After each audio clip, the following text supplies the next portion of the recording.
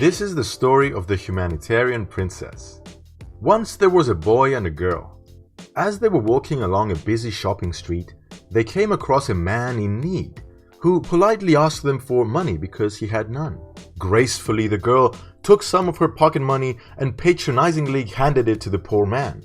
The boy, on the other hand, was skeptical about handing money to a complete stranger just because he asked for it, but respected the girl's choices regardless. However, awkwardness ensued as she began to stare at him angrily, asking him what he was waiting for. The boy proceeded to explain that he remained unconvinced about the motives and the true nature of the beggar's poverty. The boy couldn't help but notice that the beggar was young and able, was wearing new Reebok shoes, diesel jeans, and was consuming cigarettes, a luxury item.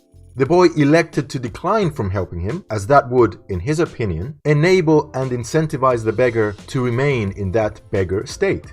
The girl exploded. She wasn't having any of that. She couldn't believe how selfish and uncaring the boy was. So she took the unregistered gun she was hiding in her purse and pointed it at the boy. "You give this man your fair share," she demanded, while swearing and shaming him with emotional rhetoric, calling him unhumanitarian. The boy, terrified, put his hands up as he attempted to justify his stance by saying that he worked really hard for his money and he felt that it wasn't fair to simply hand it to someone just because they had the audacity to ask for it. The boy continued, "It is my opinion that this man doesn't deserve my charity, and I also respect your opinion that you believe he deserves yours. But even if I am unhumanitarian as you say, isn't that my right to be? I'm not bothering anyone. You two, on the other hand, are bothering me. Why don't you let me hold my beliefs and have the freedom to do what I choose to do with the wealth that I have earned? Why are you imposing your opinion on me? Can't you see that now you are being the villain and the unhumanitarian?" The girl wasn't having any of it. Emotion took over her logic, and the hero complex rush felt so good. So she cocked the gun, and with an appeal to emotion logical fallacy, she coerced the boy into giving some money to the beggar. But she demanded that he give more money. She noted, "I live with my parents and don't work, but you do work, and you make more money than I, so you must give more to him." "What?"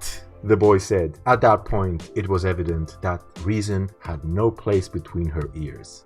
Out of fear for his life, the boy gave his fair share, and the girl lowered her gun, feeling satisfied with herself after the moral superiority orgasm she had experienced. And the beggar, further reinforcing his entitlement to other people's hard-earned cash, also felt good for the self-congratulation service he had provided her, and for the fact that in 1 minute of just walking around, he had made more money than the boy was making in 2 hours of hard, voluntary work. It was a win-win, except for the sucker boy, of course. Does this story sound familiar?